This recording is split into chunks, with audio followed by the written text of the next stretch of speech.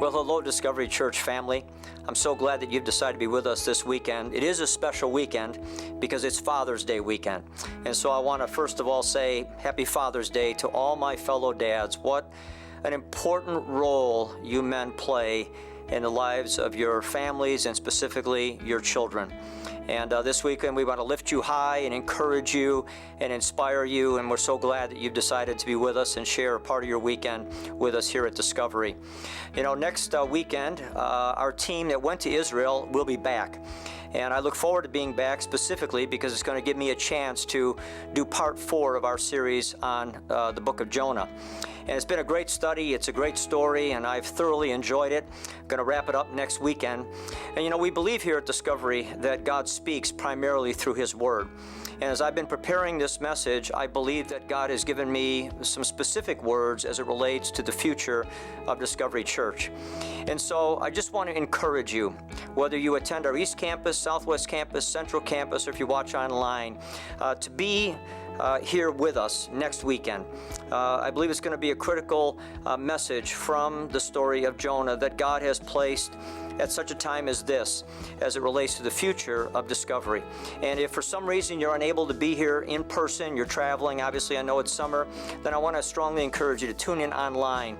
For all of us who consider Discovery our church, I believe this is going to be a pivotal and important message. I believe God has something to say to us specifically. So I'm looking forward to it with great anticipation. I trust you will too as well. Well, this weekend you are blessed to have a friend of mine here to speak on this Father's Day weekend. His name is Jeff Schulte. He was with us a couple summers ago, spoke for a couple weekends. He gave a message about going on a bear hunt, for those of you that may remember that message. Jeff is a man that I have deep respect for.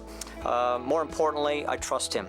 I trust him to bring a message this weekend that's going to make a difference. I asked him to speak specifically to you dads. And so Jeff, as being a dad, he and his wife Brenda have 6 children. They live in Nashville, Tennessee. He's here this weekend, and I just want right now if you would give a warm welcome to my friend, Jeff Schulte.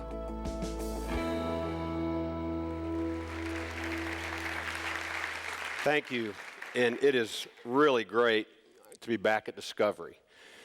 I want to, since this is Father's Day, it does give me an excuse, again, to show a picture of my family and to introduce them to you. You can see on the far right, that's my wife, Brenda. We've been married 28 years, the 5 best years of her life. Then you can see some of you that just sunk in, 5 best years of her life. Not all sequential. You can see my 6 children and my son-in-law. I've got oldest daughter, Jen Ray, who's married to Josh. He's a Navy pilot. They just gave birth. She gave birth, but they just had their first baby 6 weeks ago. So I'm now a grandpa as well as a dad. And then I have my son, Jay, who's 22, just graduated from college. I have Jessica, who is a rising junior in college. I have Anna Kay, who's going to be a freshman in college. I've got Drew, who's a sophomore in high school, and David is going into the 6th grade. That's my crew. And I will be glad I get home tonight late, but hopefully they'll be awake and waiting to at least wish me Happy Father's Day.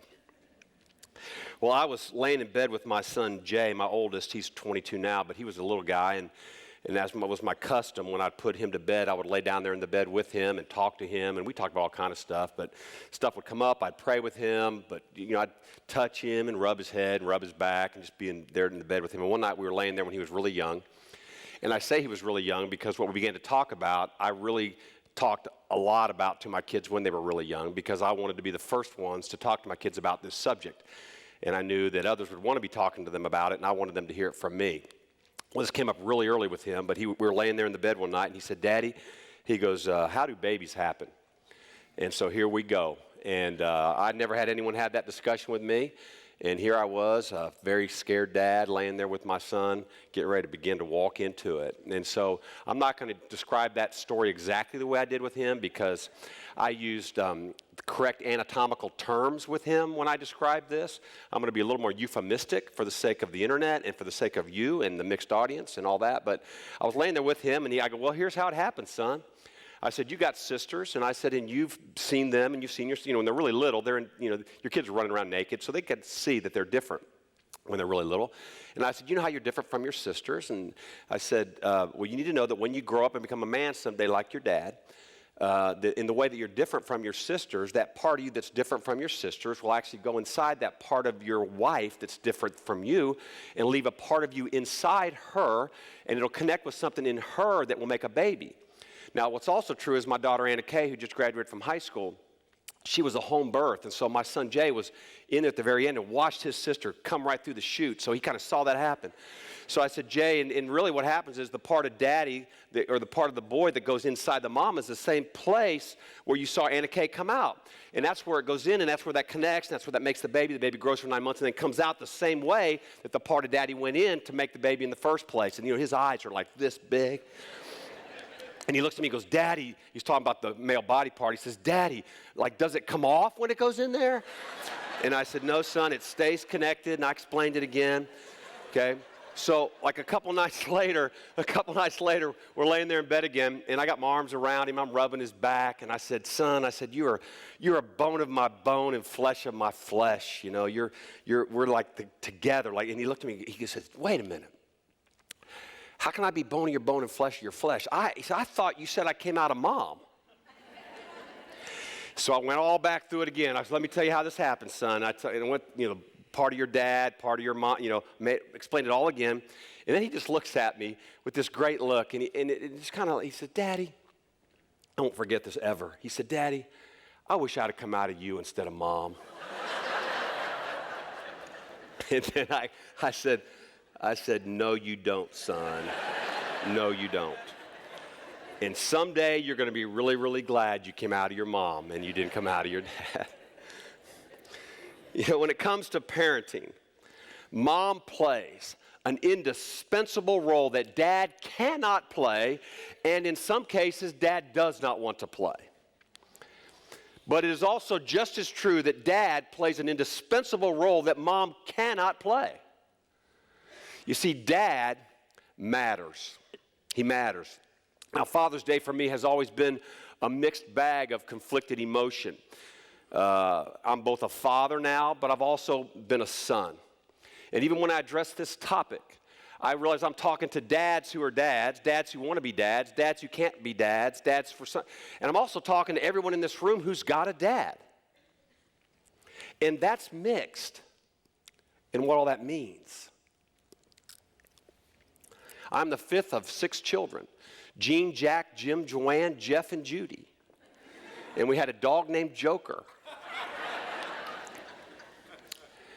When I was 3 years old, my dad had been serially unfaithful to my mom. And before my 3rd birthday, my dad left my mom, divorced my mom, walked out. He had told my mom in August that he was leaving her, and she asked him to stay at least through Christmas. And so on the night of Christmas Day, he stayed till Christmas. My youngest sister was born that August. He stayed. She's 3 months old. My oldest sister's 14. He left, walked out with his suitcases, and didn't come back. And he married the woman who he'd been having an affair with, and pretty shortly afterward. Well, 2 years later, now when I'm 5 years old, I remember my mom sitting us down and asking us, she said, Dad wants to come back. Do we want him back? And we said, sure, we'd love for him to come back. And so my dad divorced the woman that he had divorced my mom to marry and remarried my mom. And then my dad stayed for 9 more months and then divorced my mom again and remarried the woman that he had been married to before that he divorced my mom for the first time. And my dad, I'll talk about more him a little bit, but my family, leading to this, my family managed the tragedy of my dad's leaving by minimizing. Some of you just kind of went, whoosh, did that really happen? I go, yeah, that happened. But, we minimized the tragedy of him leaving, and we lived in denial of how bad it hurt and how lonely it was that he was gone. And we would make up stories about it. I remember we would say over and over in my family, we would say, you know what, we're better off without Dad. Now, that wasn't true, but we would say that. Or we would say things like, I was so young when he left, I never knew what it was like to have a dad, so I really didn't miss anything that I didn't. Well, that wasn't true either. But we would say it to cope and endure with the tragedy that had happened. And I didn't even start to lay claim to my need of my dad, how much that I did need him, how much his absence hurt, how lonely it was growing up without him, how much I needed to grieve his absence from my life. I didn't begin to walk into any of that until I began to have children of my own. And I began to see firsthand how much those kids needed me. I never knew what an incredible loss it was for my dad to leave me when I was a young boy until I tried to imagine the impact my absence would have on my own children. Dad is essential. Proverbs 17:6 says this. Now, it speaks to sons, but I think it's just as applicable to sons or daughters. But it says in Proverbs 17:6, it says, the glory of sons is their fathers. Now, we often think of that the other way around. We think, well, the glory of a father is his children. No, the proverb says the glory of a child is their father. And the word we translate glory here, it literally means weight. It means the weight of a child is his father. The substance of a child is his father. Robert Bly calls this food. He says it's food that a man feeds his children. It's a nourishment that a man gives his kids just by his presence in their life. That when a dad gives this to his children, when they eat the food of their father, that child receives a sense of stability moving through life. There's a weightiness to that. There's a sense for that child of who he or who she is and what they're supposed to be. And it's a food that if it's not given to that child, it often leaves that child with a gnawing sense of inadequacy that often results in overcompensating, wandering, left to figure out life with a low-grade fever or a vacuum in their psyche. Why in the midst of anything I ever accomplished did I feel like it was never enough? Or even worse, what compelled me to even need to succeed to the level I thought I needed to succeed at? And why has it been so difficult for me in my life, even to this day, to separate how I'm doing from who I am, or my performance from my worth and value? You see, from ages 1 to 5, a child is asking and discovering answers to the question, what am I? What am I? You see, when I was talking to my young son, he was at that place of what am I? And I could say, here's what you are, and you're like me, and you're not like your mom, and you're not like your sisters. And that's part of how I talk to him about how he's uniquely made, and someday will uniquely, by the grace of God, be a father. So from 1 to 5, a child is asking, what am I? From 6 to 8, that same child is evaluating, what do I want to be in light of what I see that I am? And then from 9 to 12, that same child is asking the question, now how do I act? In light of what I am, in light of what I want to be, and I actually want to be what I am, now how do I act in light of that? And then from about the age 12 to marriage, really, that same child is now assessing how they're doing. Look, in light of what God made me, in light of me wanting to be what God made me, in light of how I'm supposed to act in light of who I am and what God made me to be, how am I doing on that journey? And incredibly, at each stage, for both boys and girls, they use their fathers as the primary yardstick by which to define themselves. Now, we would think, well, the boy looks to the dad and the girl looks to the mom. And I want you to know, the girl does look to the mom, and that does happen. But I want you to know the primary internal yardstick. Obviously, a boy does say, that's my dad, and that's what I want to be, and I'm looking at myself in light of him, and I'm evaluating how I'm doing in terms of the feedback he's given me. All that's happening with a boy with his dad. But that's also what's happening with a little girl and her dad, and she's experiencing it differently, but he's still the primary yardstick. And she's looking at how she's different from him, how he's relating to her as a feminine creature, how she's watching him relate to her mother, how all that's happening, and she's asking those same questions and having those same questions answered, not so much by her mother, listen to me, by her father. Dad is absolutely essential. But what kind of dad is essential? Because most every message I've ever heard about being a dad has left me. I walk out of a room like this, and I was so afraid when Don said, Jeff, I want you to focus on Father's Day. And I thought, oh gosh, give me anything else. Because every message I've ever walked out of, on a message like this, I have walked out loaded up with the things I need to go do, loaded down with the things I have not done, and overwhelmed with everything I've already done wrong. Shamed by who I'm not and what I'm not doing, I would leave motivated to go be better than I am and set up to fail all over again. And we load men up to walk out to be Special Forces dad, Army Ranger dads, step up to the plate dads, go get it done dads. And we equip them and arm them and train them the same way that we train Special Forces to go out there and get it done, tighten their belt and make it happen. Show up in the lives of your kids. Do the right thing. Now, I'm not saying those things are bad, but can I tell you something? Do you know how Special Forces are trained? They're trained to go into war to do what a human being is not wired to do. And then to have to go do what a human being's heart cannot fathom and cannot do. And so they're trained to not be human, to go do what's not human. And it's also why those same men come back, or women come back from war, and they don't know how to do life. Because all their training set them up not to be human, not to be who God made them to be. We don't need Special Forces dads trained like that to go fail again in the areas that matter most, which is with a wife and with some children and maybe some grandchildren. So I'm going to make you a promise. I'm not going to promise I'll end on time. I won't promise that. I will promise this. I promise you I'm not going to load you up, load you down, or overwhelm you. That's my promise. Because God didn't call any of us to be a God. He's got that covered. God invites us to the possibility of admitting that we are human and the gifts that we offer those around us when we can surrender to that reality.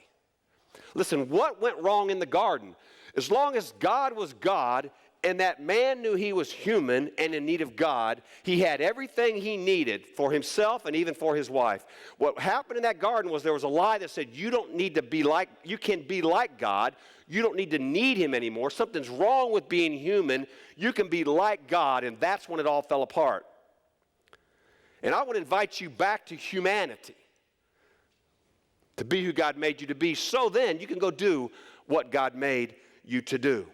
And contrary to conventional wisdom, children do not need a super dad. What they need is a clumsy dad. They need a clumsy dad. Our children don't need us to be superheroes. They need dads made out of flesh, dads who need a God like they will someday realize they need God. One of my mentors, Chip Dodd, says this to me. He says, Jeff, on your best day, you are a giraffe on ice. Clumsy, awkward, skating out onto the pond. On your best day. You see, a clumsy dad is willing to engage, and he throws himself with all his inadequacies into the relational realm of his kids' lives. Not waiting until you know what you're doing or you know you're doing it right to take the risks to show up as a human being in the lives of your kids. I've been a parent for half my life now, and here's the honest truth. I still don't know what I'm doing. And I admit this, to my kids. My goal is also not to be popular with my kids. I want to be their dad. Hebrews chapter 12, there's this amazing passage where the writer, he's describing God as a loving parent who cares enough to discipline, train, and teach those who are his children. And hidden in this passage, there's a very short statement. in this little statement, it's not even the point of the passage. It's thrown in there as a comparison to illustrate the superiority of God's fatherhood to our earthly father. So it's just like by comparison. But this line is thrown in there, and here it is. In Hebrews chapter 12, it says this. It says, for they, talking about an earthly father, Hebrews 12:10, it says, for they disciplined us for a short time as seemed best to them.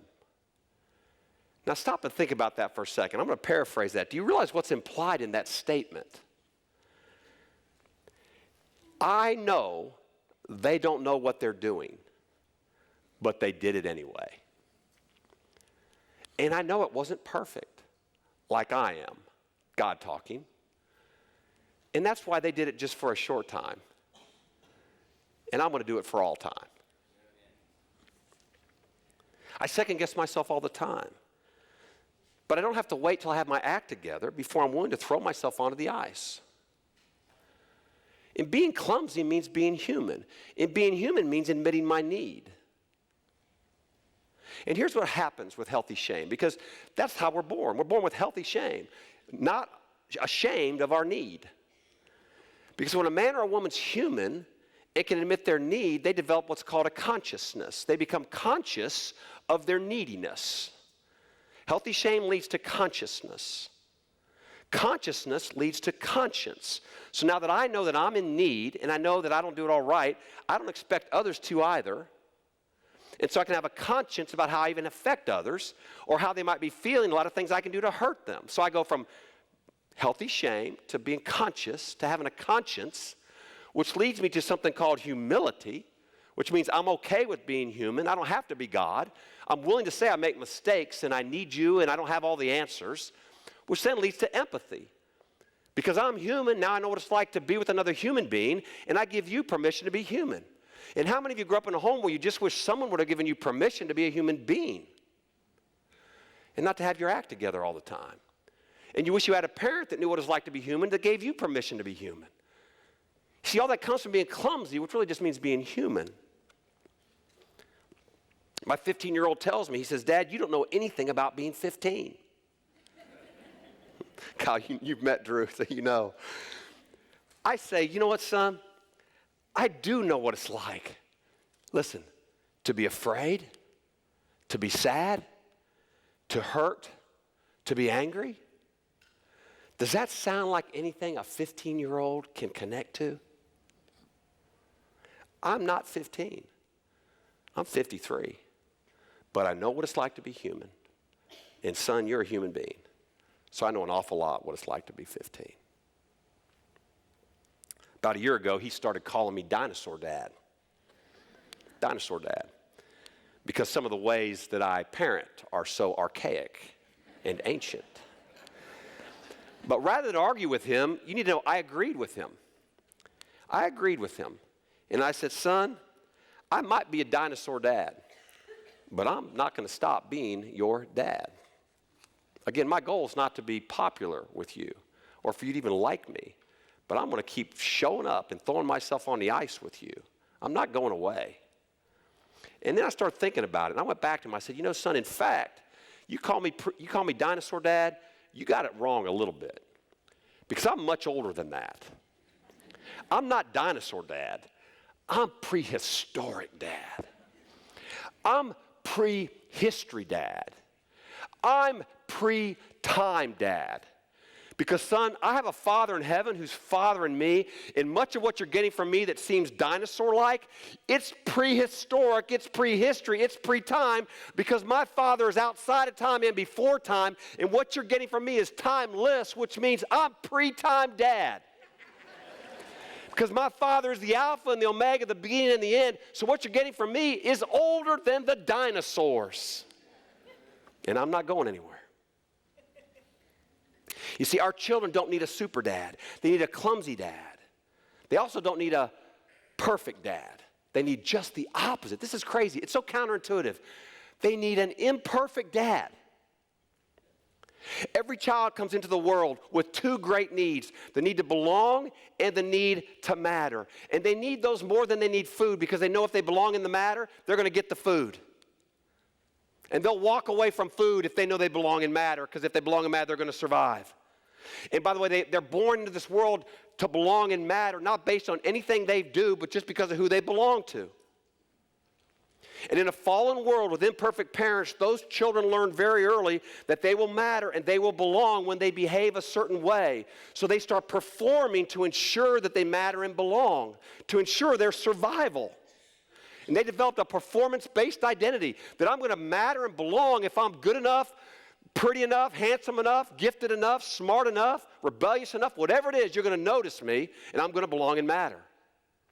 And when this happens, it totally flips upside down how God made us and what he made us for. When it happens, a child never says, what's wrong with my parents that I'm having to be good enough for them that I'll belong and matter to them?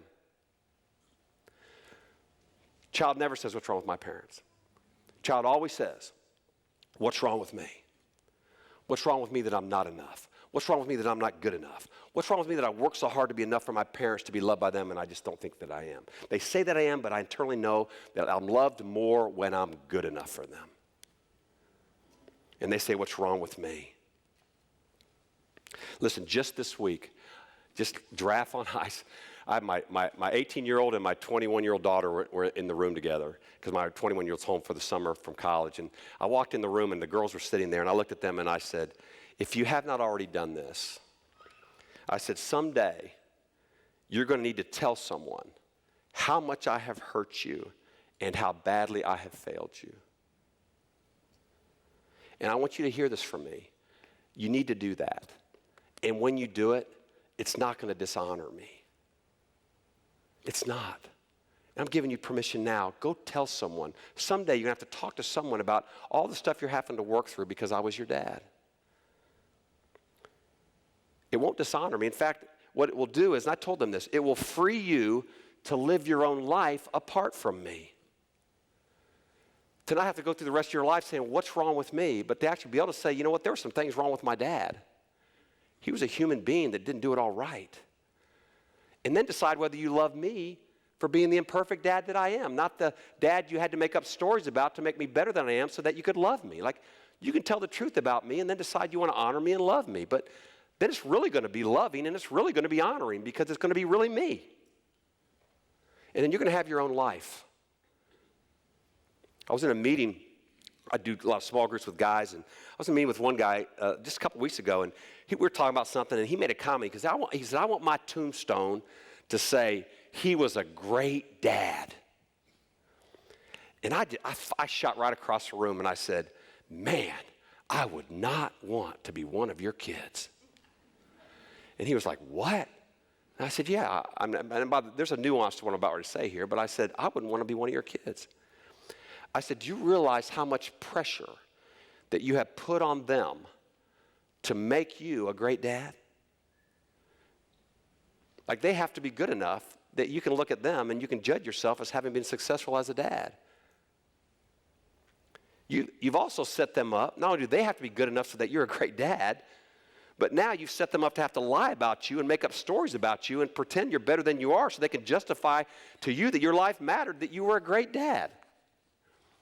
And then I said this, and I hadn't thought about this much to that moment. I looked at him and I said, can I tell you what I've decided I want my tombstone to say? And it just kind of, I said, here's what I want my tombstone to say. So maybe my kids will watch this online sometime and they'll know.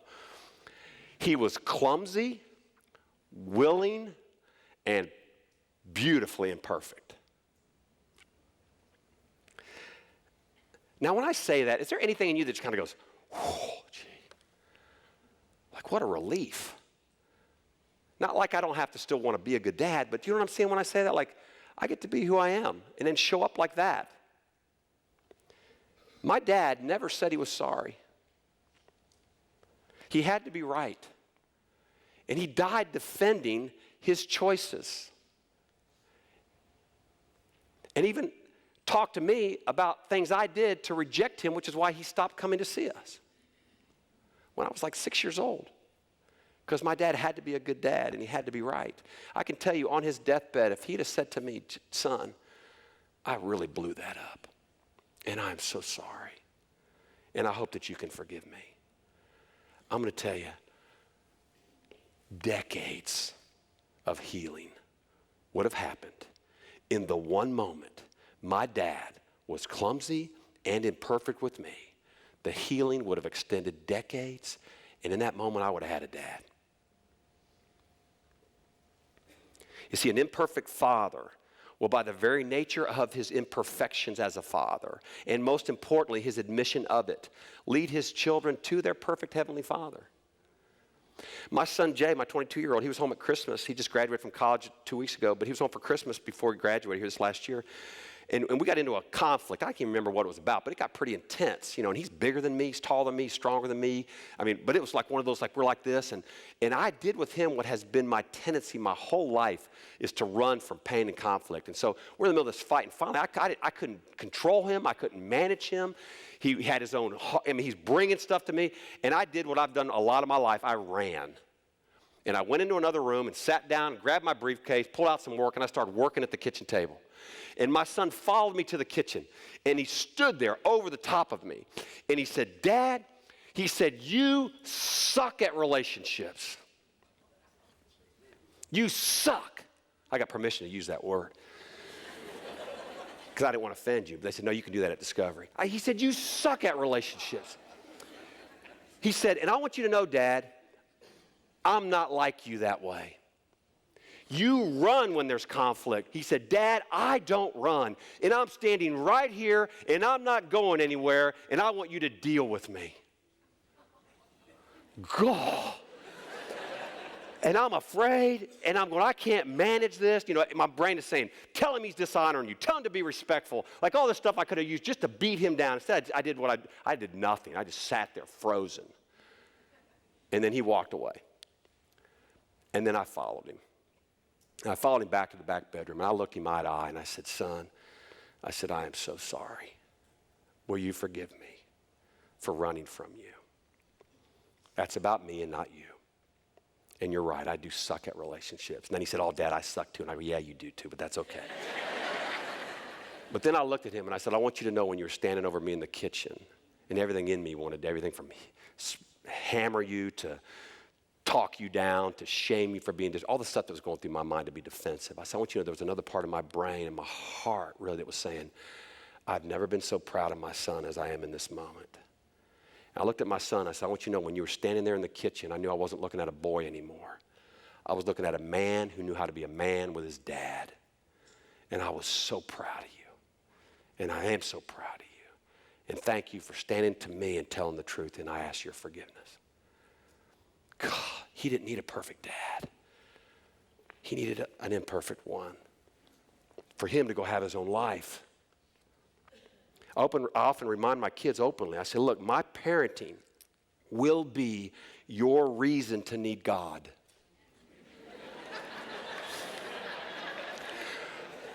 And I'll break it down. On my best day, when I'm loving you the way your heavenly Father loves you, I'm going to point you to him. And on my worst day, when I'm not, I'm going to point you to him.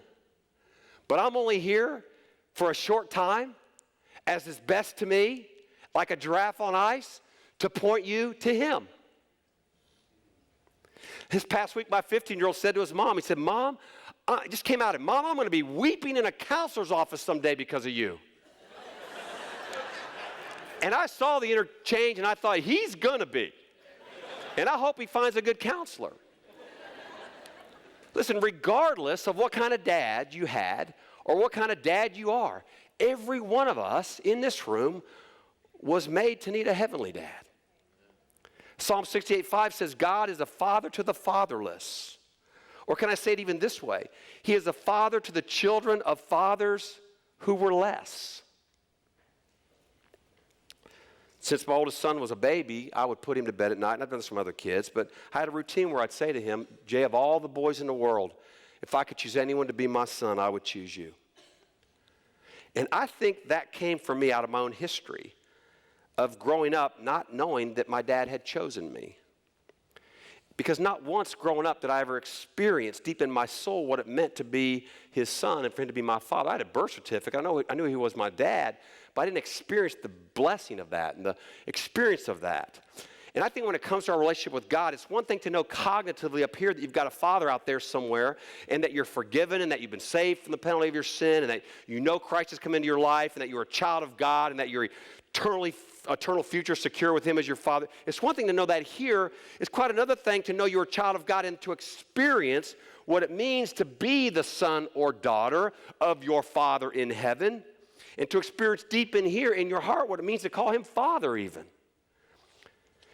To experience what it means for you to belong to Him and Him to belong to you. Listen to what it says in Ephesians chapter 1, verse 3. It says this. It says, "Blessed be the God and Father of our Lord Jesus Christ, who has blessed us with every spiritual blessing in the heavenly places in Christ, just as He chose us in Him before the foundation of the world, that we should be holy and blameless before Him. In love," it was in love, "He predestined us to adoption as sons and daughters, through Jesus Christ to Himself, according to the kind intention of His will, to the praise of the glory of His grace, which He freely bestowed upon us, the beloved." It says in verse 4 that if you know Christ, it's because God chose you for Himself for His good pleasure. And I want you to see here, without going into too much of the Greek grammar, is that word chose is what's called a middle voice. It's real important to know that. Middle voices are pretty rare in the New Testament. This one is a middle voice. And it means this. It means that God's choosing of you to be His son or to be His daughter calls attention to the fact that God didn't just choose you or me for our benefit. Rather, it wasn't just because we were in need that He chose us, but rather He chose us, middle voice, for Himself. Not that God needed anything apart from us or was lacking without us. He chose us to make us His as a choice for Himself. Now you think about this for a minute. If you have children, biological or adopted, and I have both, you don't have children because you thought to yourself, there's an unborn child somewhere who needs a parent. You wanted children for who? For yourself. And God says, I wanted you for myself, for my good pleasure. We also see this in the word kind, where it says He chose us according to the kind intention of His will. That word, that Greek word for kind, it carries with it the idea that the choice was for God's good pleasure. And that word, when it's used in the New Testament, it always is associated with the pleasure God takes in the choices that He makes. Most often, the choice that He makes in its initiative toward you and me. You see, we're not children that God brings into His family and then puts up with. We're sons and daughters that somehow, and I don't get this, but He enjoys us. When my oldest daughter texted me this morning and she says, as long as I'm living, as long as I'm living, how'd she say? As long as I'm living, something we said a lot of times when she was a kid. As long as I'm living, my daddy you'll be. That's what she said to me. And I almost fell apart in the back of the room. Because I enjoy being her dad.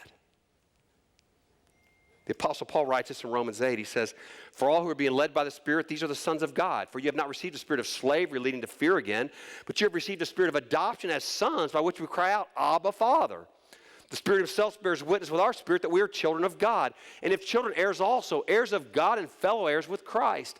Abba here is a term of endearment. And God has adopted us into His family, and He's a Father who desires us to experience intimacy with Him that He can enjoy with us. And oftentimes we don't enjoy that because the shadow our earthly fathers have cast over that fatherhood we bring into our fatherhood with God. And we're still asking the question, why am I not enough? And He's saying, you are enough. In fact, you were never enough, but that's okay. It's not even about you. It's about me. I chose you. You weren't choosable. I just chose you because I wanted to enjoy you. The choice was mine. You never earned it or deserved it. That's called grace. But we're still asking those questions. I tell you, the question I've been asking my whole life is, do you really love me and when are you going to leave me? Now, where would that question come from? And I still ask that question of God. And I've been walking with God as a child of God for 35 years, and I haven't stopped asking the question.